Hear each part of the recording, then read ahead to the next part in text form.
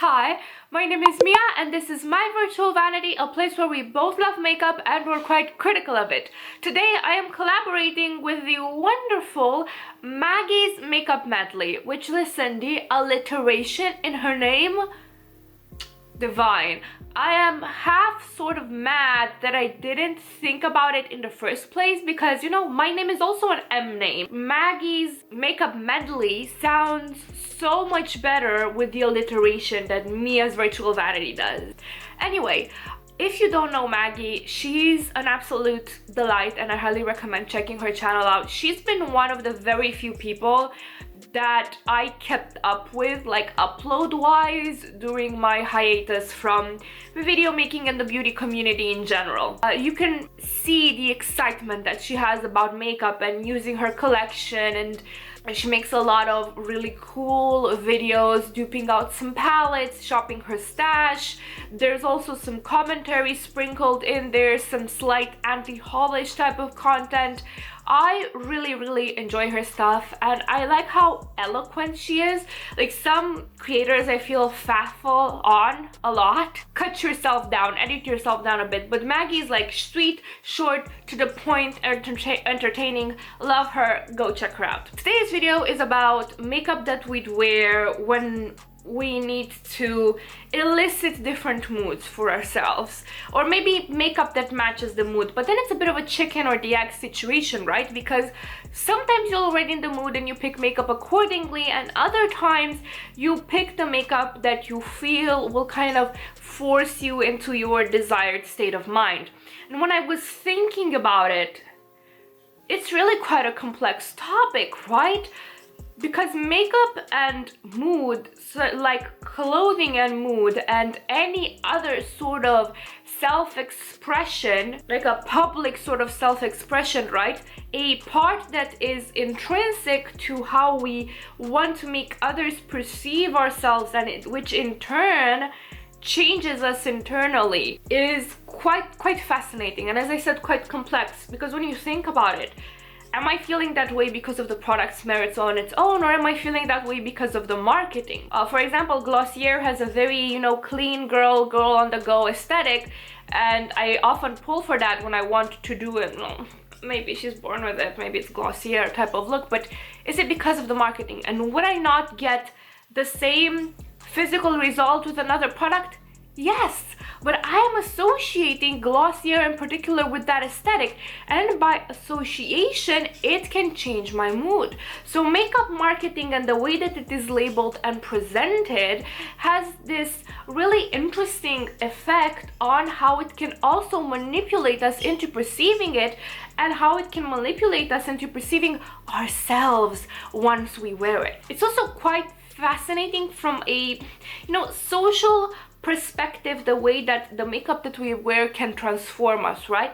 Sometimes it's like an armor into battle. You go to the proper, you know, warfare with the proper tools for war, and for many femme adjacent people, makeup can be that tool. Makeup can be that tool for self-actualization. Makeup can be that tool for socialization. It can be a way of saying, witness me, perceive me as I want to be perceived, not as you want, what you would project upon my bare face. I feel that the people for which makeup is 100% utilitarian are very rare. There will always be associations and moods with the makeup that everyone chooses to wear, right? From people that use red lipstick as a pick-me-up to people that change their entire structure of self-esteem because they're covering some perceived flaw that they have. Also, for people like me, who uses kind of makeup as an artistic self-expression, and it's like, I want to put myself in an artistic mood and I want you to perceive me as someone that is creative, that is into color. Makeup can say something about you as much as what the choices you make when you want to have a certain mood can say about you. Without further ado, let me get into the actual products in the video and my actual choices, because I could wax lyrical about the philosophy of makeup and mood and makeup application non-stop. I was actually thinking of making like a medium profile where I can dump all of this verbal vomit aside from video, because writing comes so much easier to me because I have days where I don't want to be perceived. Anyway, everything will be linked down below. If I have discount codes, I will share them, but I just want you to take a good look at your collection and see what you associate with different moods, and if there are any makeups that elicit particularly good moods or particularly bad moods, because sometimes I feel that we keep stuff around, it just makes us pissy using it just for the sake of getting our money's worth. And personally, life is too short for a lipstick to put me in a bad mood just because I dislike the formula, and that kind of needs to get out of my life, if you know what I mean. And I think it would be a really interesting exercise to see what kind of mood your collection elicits from you and each individual product. You know, a la Marie Kondo, does it spark joy? Oh my god, where is that? The 7-minute mark? I am so sorry, I just have a lot of things to say. It's the neurodivergency. I go into a lot of tangents. Okay, let's get started. The first mood would be depressed and in need of a pick-me-up. When I feel particularly sad, I will always go for something duochrome, but I won't go for my singles, and that's because I have quite a lot of beautiful duochrome, multichrome singles, but with great choice comes great choice paralysis. And when I do not have enough energy, enough spoons, and I'm dragging my sorry carcass out of bed hoping to get my fix at my vanity like a junkie would, then I will go for something that I know for sure is, you know, hit bullseye. And those are two palettes. The Nabla Soul Blooming, which is one of the first two palettes that I ever had in my grown-up makeup collection. And I always have such positive memories associated with it. It's the palette that got me into YouTube. It's the palette that got me into duochromes. It's the palette that properly got me into creating really nice, colorful looks. And I know that that palette cannot do me wrong, and it won't require more effort from me, but it will give me back a great deal of happiness and a really good result for how much little effort I put into doing a look with it. Particularly, the shades that make me happy are the duochrome, the kind of like gold blue topper shade at the bottom, and then the pink matte. Really love those. A more recent palette that really sparks joy for me and always picks me up when I'm in a bad mood is the Huda Beauty Rose Quartz. I like this one because it has a lot of duochrome complex shades, and I can always go for a more complex look, or I can go for a really simple look and smear any of that sparkly, fairy, ethereal-like goodness on my eyes and call it a day. That palette always makes me feel closer to what I think I should want to be perceived as, and that is ethereal, multi-layered, like I just escaped the Sealy court and I'm trying to consort with humans. Like I've got like a little bit of magic in me, which I know I have, but sometimes in the, you know, bits and bobs and flesh of mortal life, you can't really make that come across unless you are literally smearing sparkle on your face. Next mood would be simple and clean, and I will recognize that for these choices I 100% fell victim of marketing, but I'm not even mad. When I want to do a simple and clean look, I will always go for two brands, and that is Glossier and Espresso. Espresso is an Italian indie brand, and both Glossier and Espresso have that cool girl, effortless look. I just put this together. I don't pay that much attention to my makeup type of aesthetic and curation to it. I would argue I kind of like Espresso's marketing a bit more because it's a bit more carefree than Glossier, and they all feature a lot of different skin tones and women that are, you know, middle-aged, some even that are older than middle-aged. And that kind of resonates with me because it shows the joy of makeup worn by all different walks of life of women. And it's like, yeah, you can still wear a lipstick that sparks joy when you're 40 or 50 or 70 because despite what TikTok kids think, we don't expire once we reach the age of 30, and we also don't give up all of our hobbies. Like, okay, I am slowly turning into an old crone, but I'm going to be the cool kind of old crone that still plays video games in her corner of her chosen bog. You know what I mean? Anyway, I'm digressing again. So the products that I really enjoy from each brand are the following. The Glossier Generation G lipsticks have been one of my favorite lipstick formulas for quite a few years because I find that they're quite effortless and I know that I will always look good when I wear them. And they also go quite well with a very minimal makeup look, like mascara, Glossier Generation G, that's it, that does it. Espresso I find is really great for base products, especially their ABC concealer. I really like that because it's quite easy and fast to use, and in a pinch I can use it as foundation and it looks absolutely lovely as a foundation. There's also their Glassy blush, which is a pH changing blush that it gives me that effortless cool girl, I've just been out in the winter and naturally that flushed, naturally that glossy type of look. Love that thing. I mentioned mascara earlier, and one of my favorites mascara is the Lancome Monsieur Big, which I like put a break on buying during the pandemic because it's expensive. But now that I'm going back to work physically 3 to 4 days a week, I'm like, okay, it's worth buying luxury mascara again, and I'm never straying back from it. What I really like about it is that I can wear just that and feel completely elevated. I have very straight lashes. They're honestly much straighter than I ever will be. They really don't hold a curl with most mascaras, and I've made my peace with that. You know, it is what it is. Like, out of all of the things that I can and will be insecure about, my lashes being straight is really, I refuse. Like, I refuse.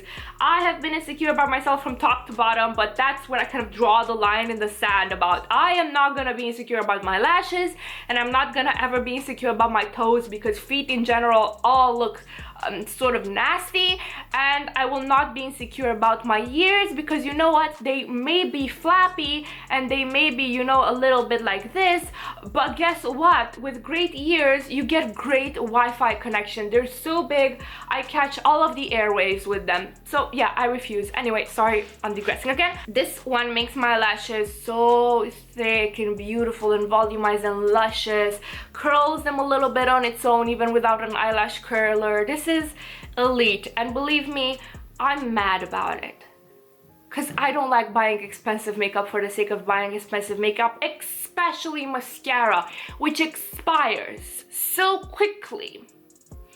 But it is what it is. The heart wants what it wants. Another choice for this category would be the Kiko Milano Wet and Dry Eyeshadow in the shade 200. And these are the eyeshadows in the pans that kind of look like a little wave. And the imprint is so very satisfying to go through. Over the years, I've kind of worn the imprint down and it just sparks joy just to have to look at it. This is a beautiful champagne shade that's kind of like my lid shade but better. So when I want my lids to look glossy and perfected but not particularly like, you know, I'm that interested in making them look done up, that's what I go for. I feel that this would be a great eyeshadow for someone that's really into natural makeup, into understated makeup, into work appropriate makeup, which that's a whole nother story. Speaking of work makeup, we came up with another category, and that is boss babe at work. Like, I'm out here, I'm a corporate girly, every day I wake up and take names and kick ass, do my job the best that I can. I love that. And usually I wear whatever the hell makeup I want because I'm in IT and I'm a minority anyway as a woman in IT, and I frankly do not give a shit what that sausage fest of a team has to say about my makeup.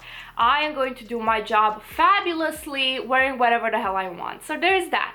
Usually when I want to look more work appropriate, either because, you know, the big wigs are visiting or simply because I want to be more understated, that's where marketing plays another role. Because I will always go for brands that I remember my mom wearing. And my mom was also like a really strong woman. She worked really hard. For a long time, she was a single working mom. So I will always go for the brands that are older, more established, that I remember my mom wearing, and that's MAC and Clinique. And I will go for MAC lipsticks. Particularly, I love the shades Teddy 2.0 and Breakthrough, and they are in quite a beautiful formula. They're in the Powder Kiss formula, which is quite blurring and perfecting and beautiful. And I will always wear a Clinique blush, which is more of a recent discovery for me. And those are the blushes in Nude Pop, Pink or Pansy Pop, I don't recall, and Ginger Pop. and I kind of match those with what outfit or which of the lipsticks I'm wearing. And when I wear those, like, I feel like I'm a proper adult, like I'm an adult that knows how to adult better than I was adulting before, which I know is a very millennial thing to say, but I don't care. And I think it's because they are such older established brands, and so I kind of associate myself with that more older established feel. They're brands that don't feel the need to come with everything viral all of the time.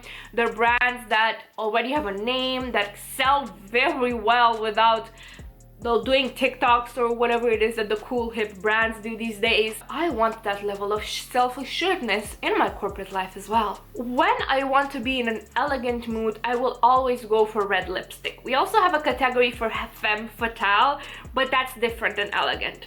For me, elegant is more untouchable. Like, I am beautiful, but I am beautiful like a work of art. Perceive me, witness me, admire me, do not touch. Admire me with your eyes only. While femme fatale is a bit more sensual, a bit more mysterious, it's leaning more into my femininity and sensuality of things, you know? So for elegant, I will always go for red lipstick, and I've got 3 favorites. The Zeesea Dragon Lipstick in M08, which has like beautiful, luxurious, heavy packaging. It makes me feel like an Italian princess every time I wear that.